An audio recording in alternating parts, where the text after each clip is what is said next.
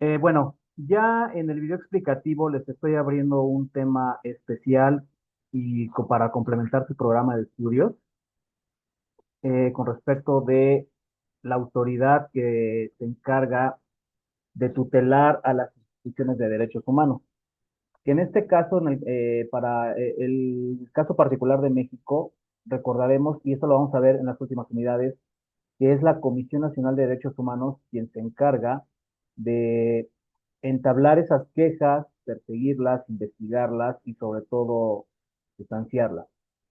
En este tema, nosotros vamos a establecer los lineamientos de quién es la figura específicamente de tutelar y titular, perdón, en este caso, de la Comisión Nacional de Derechos Humanos. A su vez, esta figura va a ser nombrada por el Poder Ejecutivo Federal previa autorización del Senado de la República, pero se le va a llamar solamente comisionado. Recordemos que en México no existen tribunales como tal en materia especializada de derechos humanos, pero sí hay un juicio de garantías especializado en tales rubros, que es el juicio de amparo, que ya sea que lo traiga por interés público o jurídico la Suprema Corte de Justicia de la Nación, o en su defecto que se sustancie vía directa o indirecta, de acuerdo a los casos a aplicar. Ahí no me voy a meter ahorita en los temas de amparo hasta que ustedes lleven la asignatura, ¿de acuerdo? Ahora bien, en esta parte, el ombudsman. Vamos a establecer la figura del ombudsman para que de acuerdo a esos criterios de quién es el que opera a las diversas comisiones a nivel internacional y a nivel, en este caso, institucional en el sistema mexicano. Como concepto general, bueno, pues el ombudsman es esa figura sobre el cual va a recaer la institución protectora a personas que han sufrido agravios a derechos humanos con motivo de abusos o actos indebidos por parte de los funcionarios de la Administración Pública Federal, estatal o municipal en el ámbito de sus competencias y que son susceptibles de verse afectados sus derechos primigenios y garantías constitucionales establecidas en el propio documento orgánico. Ahora bien, el ombudsman como tal es un defensor, sí, y tiene su vocablo en la palabra escandinava y de origen también sueco, que significa ser el representante, ser el mediador, el agente interviniente, el guardián, y que actualmente es una figura que opera en más de 50 países a nivel mundial. ¿Qué funciones tiene el ombudsman? Bueno, pues ser procurador de derechos humanos. En el caso de México, es un comisionado nacional el que se encarga de llevar a cabo todas las funciones institucionales de la comisión y es ya los visitadores específicamente quienes van a establecer los mecanismos de defensa y los mecanismos de ayuda para personas que hayan sido agraviadas en cuanto a sus derechos humanos. También se le va a recibir como el nombre de Defensoría del Pueblo o el Defensor de los Habitantes. Esta palabra también va a establecer que los derechos de nosotros los gobernados estamos en una dinámica inmersa entre el Estado y la sociedad en general, pero recordemos que el Estado siempre va a fungir como este organismo de jerarquía mayor y sobre todo que la sociedad civil puede estar delimitada a las funciones del propio Estado. Entonces, en esta trienia institucional y gubernamental, los gobernados poseemos derechos humanos, de los cuales el Estado es protector y tutelar, pero también la sociedad en general tiene que hacer valer y tiene que respetar entre ellos mismos estas categorías de los derechos humanos. ¿Qué orígenes tiene el ombudsman? Bueno, surge entre los años 700 y 500 antes de Cristo. Es en Grecia donde se remonta a su historia más longeva. Y entre las ciudades de Esparta y Atenas se considera que su origen viene del Flore, que es el Eutinoi en Grecia, y sobre todo que son funcionarios que se dedicaban a controlar a otros funcionarios con respecto de las actividades del gobierno y las municipalidades. Bien.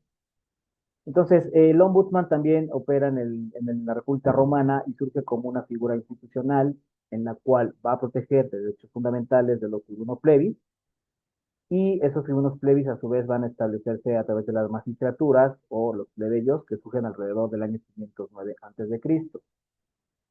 Con el rey Ciro se encarga de establecer el ojo del rey, que es esa condición de saber controlar la actividad de todos los funcionarios. Si hoy día operara esta categoría del ojo del rey en el sistema jurídico mexicano, créanme que estableceríamos mejores funciones de la administración pública, porque de repente al funcionario se le olvida que también es pueblo. Y esta figura del imperio persa, que deriva del rey Ciro entre los años 529 y 560 a.C., tiene como función principal que todas las actividades de los funcionarios sean direccionadas y bien direccionadas hacia los ciudadanos, hacia los gobernados. Por eso repito esta cuestión, que si realmente nosotros estableciéramos buenas condiciones de el ojo del rey, controlaríamos mucho mejor las actividades de los funcionarios de la administración pública. Y eso no significa que en la comisión tampoco se estén haciendo las cosas de buena manera. O sea, la Comisión Nacional también, en los últimos 20, 25 años, ha estado en manos de gente que es pilla, de gente que se ha beneficiado del sector público para hacerse rico a costas del activismo colectivo de derechos humanos. Entonces, eso es muy serio, porque el ombudsman siempre va a establecerse en esas condiciones como en China, sobre controlar sistemática y permanentemente la administración, en este caso en China de los imperios. Hoy día lo podemos correlacionar con la función pública, ¿no? El Yan recibía las quejas del público que se denominaban como injusticias administrativas.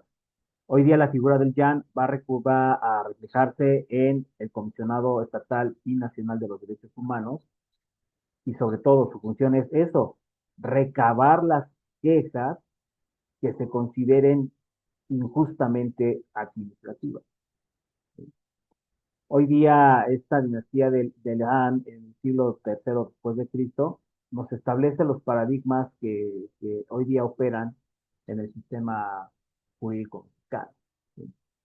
Ahora, el ombudsman también surge en la época bizantina entre los años 395 y 1453 después de Cristo, pero se le va a dar una figura de defensor al derecho, al corpus juris civilis, o sea, el defensor civitatis, ¿sí? El defensor de la ciudad, para proteger a los más humildes que eran susceptibles de padecer las arbitrariedades de los gobernantes más poderosos de esta época. En Venecia se funda el Consejo de los 10, que controla los excesos burocráticos de la ciudad en detrimento de la población en general. Esto data de los siglos XV.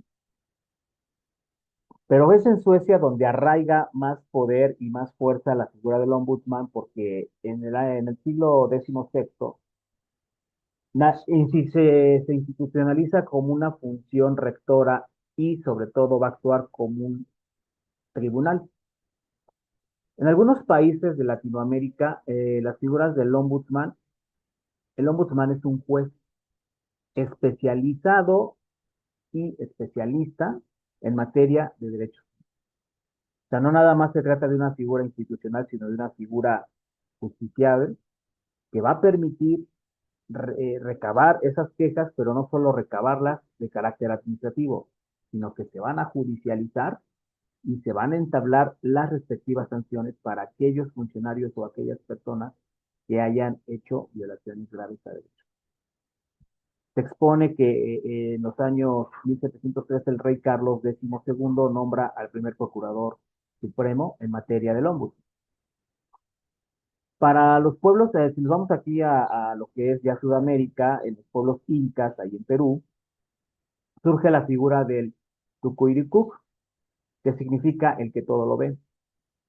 En materia administrativa y en materia de ley orgánica, nosotros deberíamos establecer esa figura y esa potestad de que todo lo veamos. Por eso los visitadores tienen que hacer muy preciso y muy certero su trabajo. ¿Por qué? Porque de ellos dependerá establecer los mecanismos de defensa cuando se presuman que haya violaciones graves a derechos humanos. ¿Me explico? Entonces, en esta cuestión, es en donde arraiga más su figura en Francia también, con la idea aceptada de la vigencia de los derechos del hombre y del ciudadano, ¿no? Que en esta cuestión el ombudsman tiene como tarea enlazar fines y medios para que los derechos de los hombres y las formas políticas encuentren un punto de equilibrio y puedan satisfacer las necesidades y los planes objetivos que se trazan entre el gobierno y la sociedad. Ahora, que en este caso, derivado del texto de la Declaración de los Hombres, de los Derechos del Hombre y del Ciudadano, en agosto de 1789, que en su artículo primero va a señalar que todos los hombres nacemos libres y permanecemos libres y en esta con inteligencia de igualdad de derechos, pero que las distinciones sociales deberán solo fundarse con una utilidad común. O sea, en esta parte, nosotros sabemos que las clases sociales van a dividir siempre a la sociedad, dadas las condiciones precarias o económicas o de buen posicionamiento social y desde luego el económico. Sin embargo, esta declaración es muy contundente, ¿no? En que todos nacemos libres iguales en derechos. Y como lo he venido viendo a lo largo de este curso, los derechos humanos, al ser universales y al ser iguales para todos, necesitan de no establecerse a través de estas instituciones sociales, sino homologar cada uno de los elementos del ciudadano que operan en la sociedad, cada uno de los papeles. Entonces, esa necesidad de establecer controles sobre personas siempre va a existir a lo largo de la historia. ¿Por qué? Porque nosotros vamos a estar de alguna manera subordinado al que es más poderoso, al que es tu patrón, al Estado mismo, y que de acuerdo a la historia, la autoridad máxima en una sociedad siempre será un imperio, un principado, un reinado, eh, el mismo Estado a través de los países. Y sobre todo que el poder de delegar a otras personas parte de la administración pública, parte de lo que es el control estatutario, pues debe de haber especialistas que deben vigilar para que se mantenga el orden social, pero para vigilar principalmente que se estén estableciendo estas conductas adecuadas, ¿sí? Entonces, en esta línea, nosotros vamos a tener esa necesidad también de que el ombudsman viene a ser precisamente aquella institución que va a velar por nosotros los ciudadanos cuando se nos violen derechos fundamentales, ¿sí? Cuando el Estado mismo, como máxima autoridad, no esté protegiendo a los ciudadanos y sobre todo no se nos esté proveyendo de los servicios más básicos para una vida digna, para una condición de vivienda digna, de agua potable. Ahora, decíamos que en los pueblos inca, en el Perú, el Tajuyucuy es esa figura que siempre lo va a ver, que siempre va a establecerse esa figura de el observador principal de cómo está operando la administración pública y sobre todo en favor de los derechos humanos. ¿Me explico? Entonces, en esa línea, en América Latina surge varios cambios positivos, de ahí que México también estableciera muchos cambios en sus sistemas normativos, pero la incorporación del ombudsman formará parte de un planteamiento democrático para respetar los derechos fundamentales de los ciudadanos. Por eso es que en algunos países de Latinoamérica, la figura del ombudsman, repito, no es ni siquiera de un comisionado, ni siquiera de un procurador, alcanza la figura de un juez que va a judicializar quejas y carpetas cuando se presuma que se han violentado derechos humanos. Se va a fincar un proceso judicial a esa autoridad o a ese funcionario que esté violentando tales derechos para que pueda recibir una sentencia.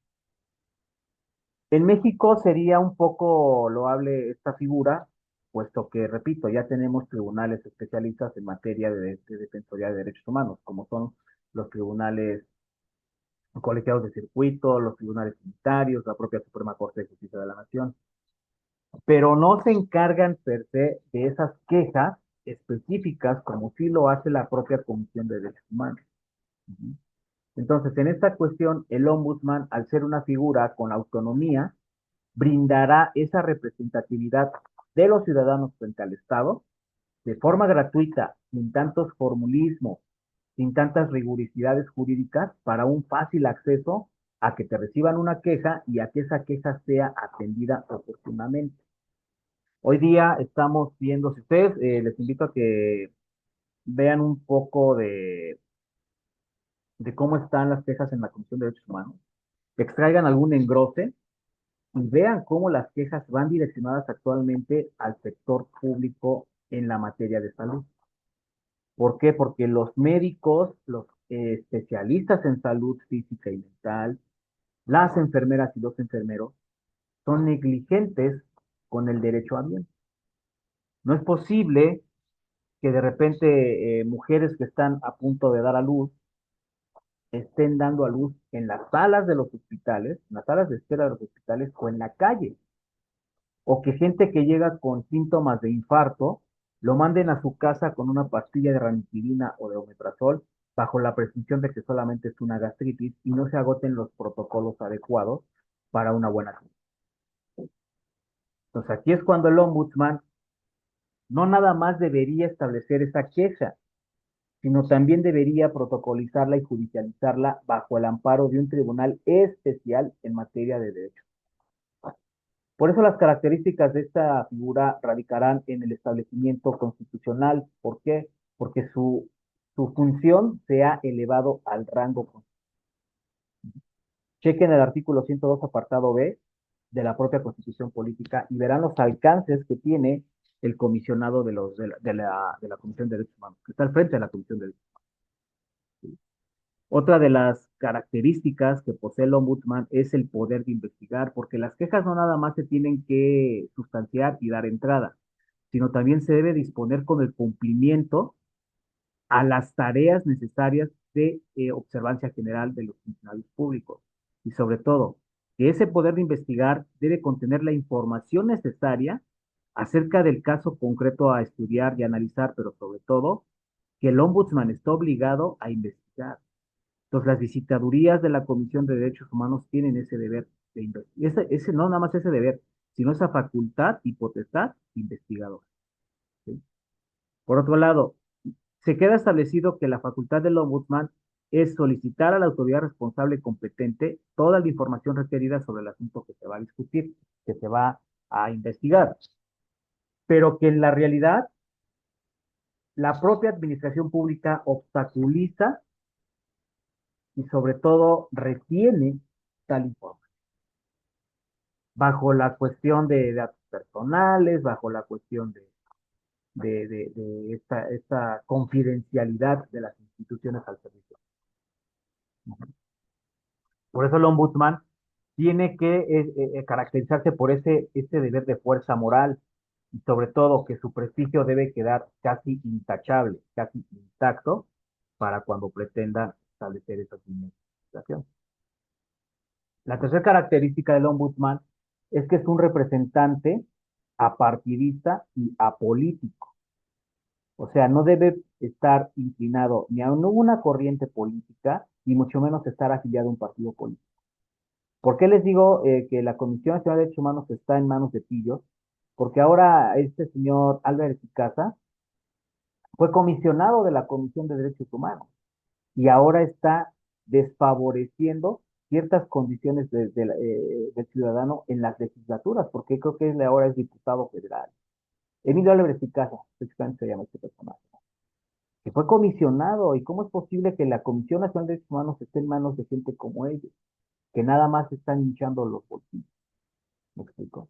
Entonces, el ombudsman, al ser una figura institucional en favor de los ciudadanos, tiene que poseer interés especial, tiene que estar fuera de cualquier partido político, tiene que estar fuera de cualquier corriente política y deberá estar en favor de los intereses públicos de los tres poderes de la Unión, porque su poder está depositado en la lucha en favor de derechos humanos, en razón de que él debe poseer una alta calidad moral y sobre todo la ética para conducirse frente a los ciudadanos en esta cuestión. La cuarta característica es que su actividad debe estar fuera de toda presión tanto mediática, social, política y gubernamental. O sea, el ombudsman sí es nombrado en México por el Poder Legislativo con la venia del Poder Ejecutivo, lo propone el Poder Ejecutivo, pero en esta cuestión no implica que esté al servicio de los poderes, no está al servicio de la presidencia, no está al servicio de la legislatura, ni mucho menos del Poder Judicial. Entiendes que es una figura coadyuvante, tanto de la administración, procuración e impartición de justicia en México. pero que finalmente las recomendaciones que emite la propia Comisión de Derechos Humanos contribuyan a corregir esas fallas y u omisiones de las cuales el sector público está haciendo.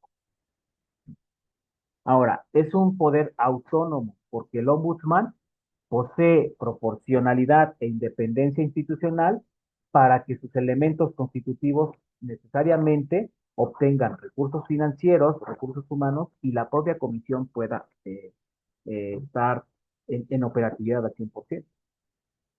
El ombudsman, como sexta característica, tiene que ser imparcial porque es un valor intrínseco de los seres humanos el no establecer cuestiones de sentimentalismos o cuestiones antiéticas o antijurídicas en aras de establecer buenas quejas.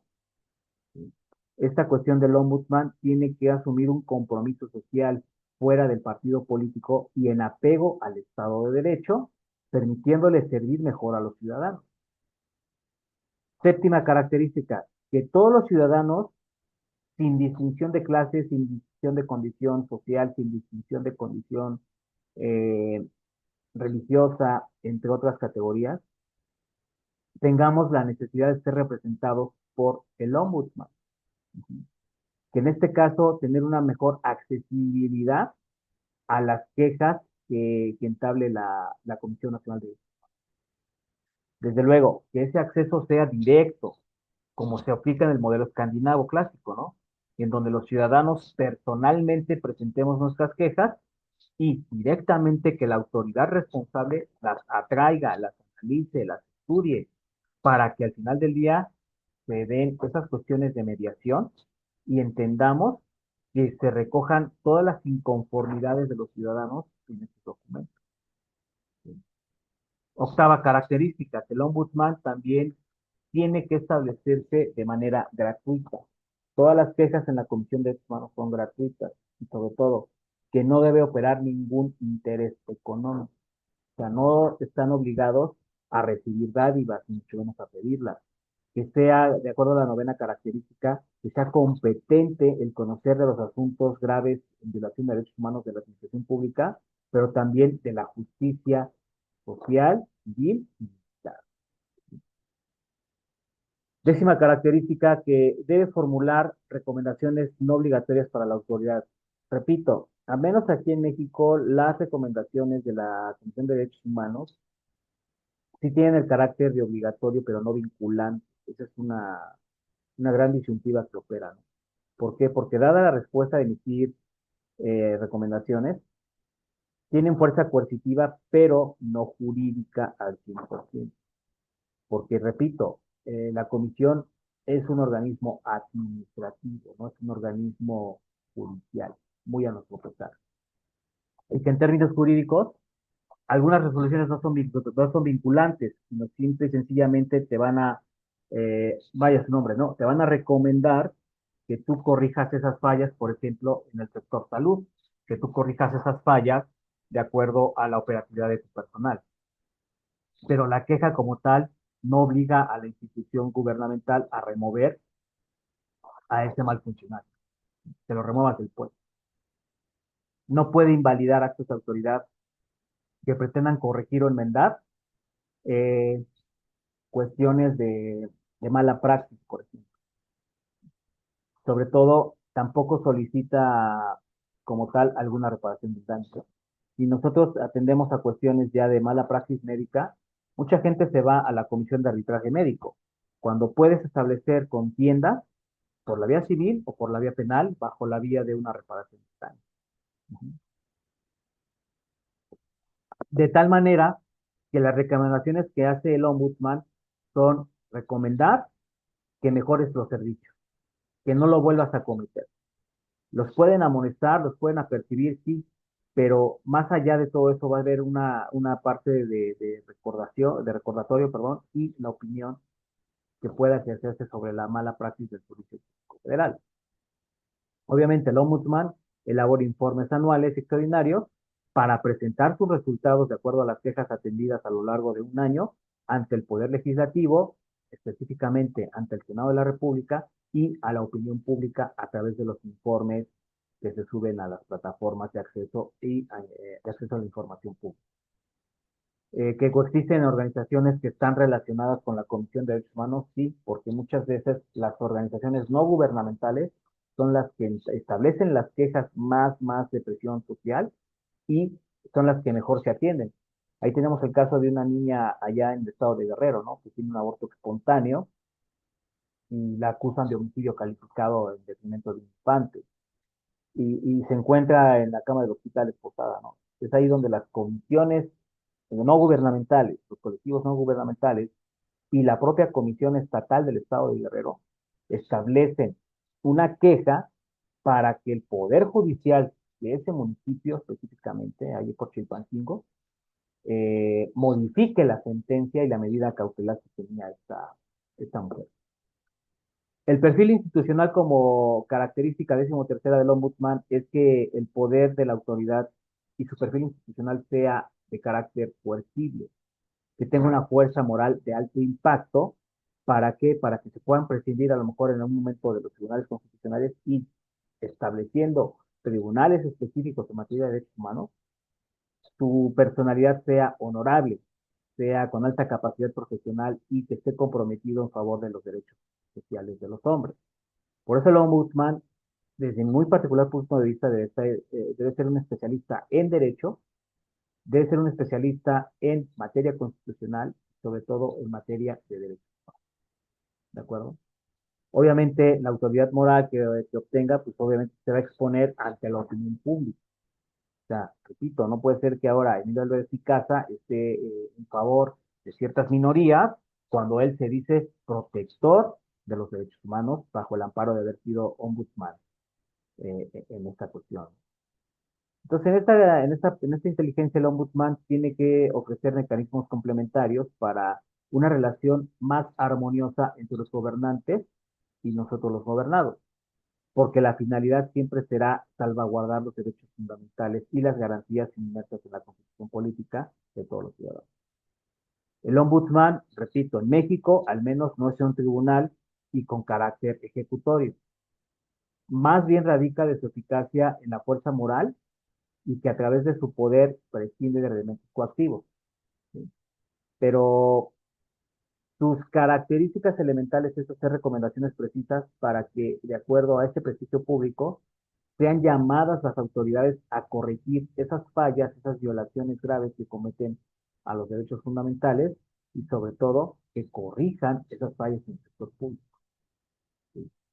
Entonces, en cuanto a esta figura del ombudsman, es muy importante que ustedes jóvenes la conozcan porque debemos entender cuáles son los alcances y relevancias de la propia Comisión de Derechos Humanos, ¿no? ¿Quién está al frente de los? Entonces, en esta línea, nosotros estableceremos las directrices adecuadas para poder establecer quejas, entablarlas y como abogados brindar una mejor asesoría jurídica para aquellas personas que se han visto vulneradas cuando los fines jurídicos que tutela la propia Constitución Política de los Estados Unidos. ¿Hasta aquí alguna duda, Fabiola, Jesús? No, profe, ninguna. De acuerdo. No, profe, todo está bien. Bien, muchas gracias. Gracias. Vamos a ver ahora el siguiente tema de su programa de estudio. Me voy a adelantar un poco a lo que vamos a ver ya en la semana que entra, que es las garantías constitucionales. Ya establecimos que del concepto jurídico y constitucional de derechos humanos son esas series de prerrogativas, ajá. O sea, esa serie de privilegios que me da la propia constitución política. Pero, ¿qué es garantía en sí? La garantía debería establecerse como una forma ¿cómo les diré? Como una forma de cumplir las obligaciones que se puedan afectar sobre cosas determinadas en un compromiso, por ejemplo, de pago, ¿no? Como lo dice Pilalán. O sea, esa es una garantía si nos vamos a la materia comercial y mercantil. Sin embargo, para los efectos de la constitución política, no es lo mismo el derecho humano que la garantía. Cuidado ahí porque de repente muchos estudiantes, algunos abogados se llegan a confundir. El derecho humano es inherente, es natural, tú ya naciste con él y te da esa serie de privilegios de pertenecer a una sociedad dentro de un Estado. Sin embargo, la garantía es ese aseguramiento sobre un disfrute pacífico de estos derechos humanos y el respeto a los cuales se encuentran consagrados en la política. ¿De acuerdo? Ahora, de acuerdo con Anaya Muñoz, nos platica que la garantía individual se va a denominar como un extracto de la Constitución Política de los Estados Unidos Mexicanos y la debida protección a los derechos personales de dignidad en cada uno de los individuos que van a reconocer y que van a acoger en el capítulo primero de la propia Constitución Política. Que van a surgir estas garantías como parte del Estado de Derecho, que el concepto básico del Estado de Derecho nos permite establecer esos límites a la actuación, perdón, de las autoridades públicas. Y que si en algún momento son violentados sus derechos humanos, establezcamos esas condiciones de defensa mediante el juicio de amparo para constituir esa defensa de violaciones graves a las garantías individuales y públicas. Ahora, el concepto de garantía tiene su latinismo en la palabra garante, que cuyo significado es afianzar lo ya estipulado como parte de un aseguramiento y protección contra algún riesgo y necesidad o necesidad. Estamos hablando de garantías constitucionales.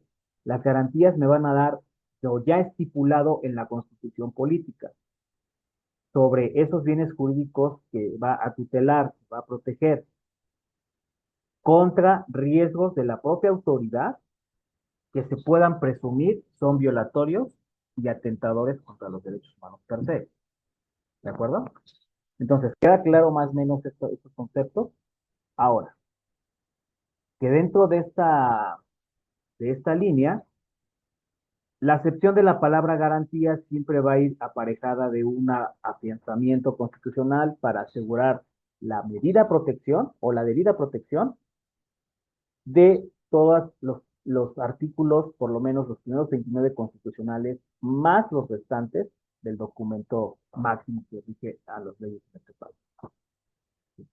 Entonces, las garantías van a ser esta serie de derechos públicos subjetivos en favor de nosotros los ciudadanos, que reconoce la Constitución Política para todos los titulares y hacerlos exigir jurídicamente frente al Estado cuando se estén vulnerando, pero que judicial y extrajudicialmente sean un sistema de control constitucional por la vía de defensa de la propia Constitución. En este caso, vamos a hablar del juicio de amparo. ¿Sí?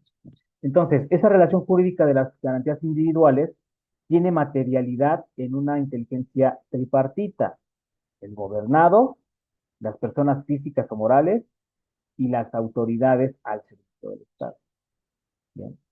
Por lo tanto, esa regulación de vida en la sociedad va a permitir establecer más armonía, mejores condiciones sociales y políticas, desde luego, pero también un mayor ordenamiento social, no solo jurídico, un mayor ordenamiento social. Que estos ordenamientos deben ser por escrito, atendiendo al derecho consuetudinario, pero siempre deben de estar establecidos por escrito. Por eso la Constitución Política es el organismo rígido, porque está escrito, está titulado, está capitulado, está debidamente articulado. ¿Sí, jóvenes? Entonces, obviamente, la primera fuente de las garantías individuales, la parte de la relación jurídica, es la propia Constitución Política, porque de acuerdo a sus 29 artículos que hacen a las garantías, todos los ciudadanos mexicanos estamos bajo el amparo y protección de la Constitución Política de los Estados Mexicanos. Entonces, todos los derechos mínimos consagrados en nuestra Constitución se reconocen y se aplican dentro del territorio nacional, más las extensiones que pudiera tener el país fuera de él. llámense embajadas, consulados, aeronaves, buques, aunque sean buques de carga o de guerra. ¿Sí? Ahora, esto significa que las garantías individuales son una plataforma a la determinación básica de los derechos de una persona en un plano individual, pero que en una colectividad debe tener la observancia general para todos y sobre todo que nosotros tutelemos y protejamos esos derechos fundamentales. Que de acuerdo a los posibles amplitudes del derecho constitucional, cada una de las entidades federativas al servicio público del ciudadano estén facultados para hacer valer esos ordenamientos legales que conforman el sistema jurídico nacional, pero que si no son garantes y tienen fallas, sean los organismos e instrumentos internacionales, es decir, el bloque de convencionalidad, quien aplique esa medida de aplicabilidad, valga la redundancia, a la garantía constitucional. Obviamente, la relación jurídica de las garantías individuales partirá del sujeto activo, el sujeto pasivo y la relación jurídica. El sujeto activo será el gobernado, que es quien recae en la conducta de hacer respetar y que se le hagan respetar sus garantías. El segundo será el Estado, es decir, el sujeto pasivo, porque el Estado, a través de los órganos de autoridad, debe proveer buenas políticas públicas para los ciudadanos mexicanos. Y la relación jurídica será sobre aquellos objetos materiales y personales susceptibles de protección y tutela a la materia constitucional y sobre todo a la materia de derecho. Por eso, todo ciudadano y toda autoridad tiene el objeto de cuidar y amparar los derechos de las personas frente a los actos del poder público. O sea, no te los pueden violentar, no te los deben violentar. ¿No? Nosotros tenemos que tener esa certeza jurídica, esa certeza social de que nosotros estamos frente al poder público siempre en favor de los ciudadanos.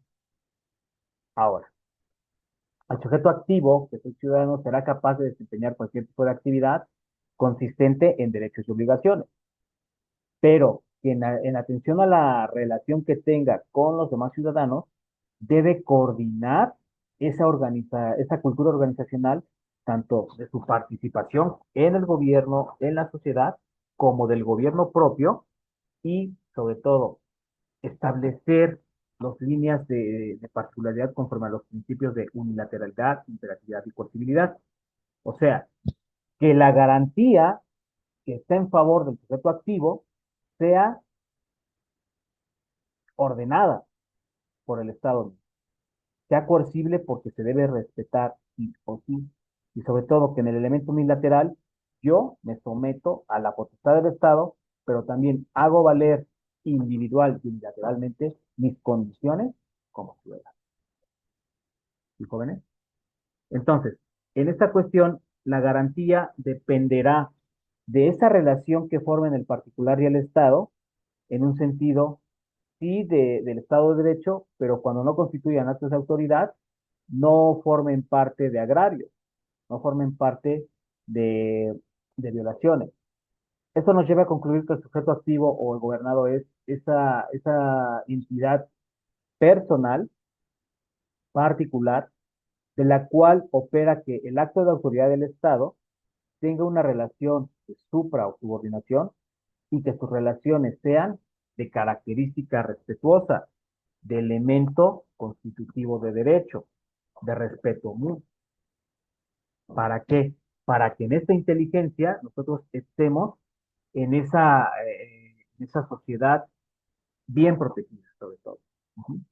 Ahora, el sujeto pasivo, que es donde recae el Estado, de acuerdo a sus atribuciones potestativas, porque recuerden que el Estado tiene la potestad de establecer los mecanismos jurídicos para regularlos a nosotros en la sociedad, sea una persona moral que esté bien representada por las autoridades. Por eso, como lo hablábamos con el ombudsman, las personas que están a cargo del servicio público deben ser más éticas, deben ser más empáticas, deben ser más coherentes a la hora de establecer estos lineamientos para saber detentar y sobre todo desempeñar adecuadamente.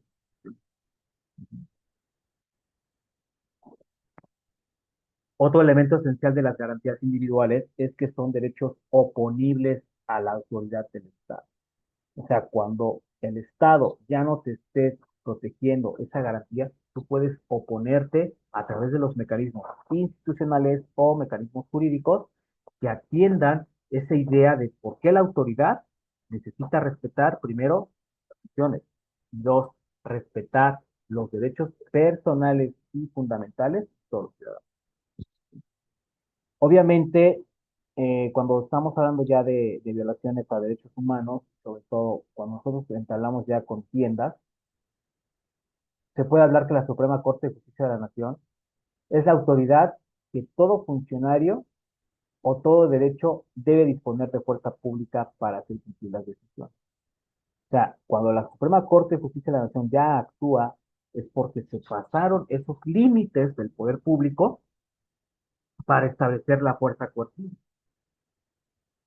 Entonces, estas líneas de la relación jurídica de las garantías individuales estarán relacionadas con criterios que atiende el maestro Ignacio Burgo Orihuela. Una relación jurídica de suprasubordinación entre el gobernado como sujeto activo y el Estado y sus autoridades como sujetos pasivos. O sea, a nosotros no importa que estemos bajo el amparo y potestad de la ley y del Estado mismo, que nosotros establezcamos las directrices en que esta línea de suprasubordinación sea bien respetada, bien trabajada y sobre todo bien tutelada. Que el derecho público subjetivo va a emanar de toda relación en favor del gobernado, es decir, el objeto jurídico por el cual se establece una garantía constitucional. Y sobre todo, esa obligatoriedad correlativa entre el Estado y sus autoridades, que va a consistir en respetar el ya trasabido derecho, pero observar las condiciones de seguridad jurídica del propio derecho, el objeto jurídico. ¿Sí? Entonces, que el Estado mismo sea previsor y que regule la relación fundamental, es decir, la fuente de la garantía constitucional, que es, ¿quién? La Constitución política. Al establecer esta naturaleza jurídica, los derechos públicos subjetivos adquieren las limitaciones al poder público para cuando se actúe en detrimento de la esfera individual y colectiva de las personas, pero que no se puedan además violar sus derechos constituidos como garantías en la Constitución, que establezca orden público, que sobre todo cualquier particular tampoco puede violar garantías individuales de las personas en un plano horizontal, como lo vimos la semana anterior.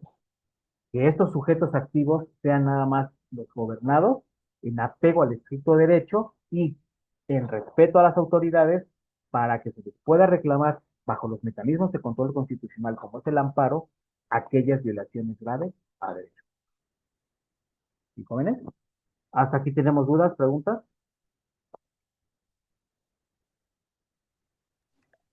No, Todo bien, profe, profesor. ninguna. Perdón.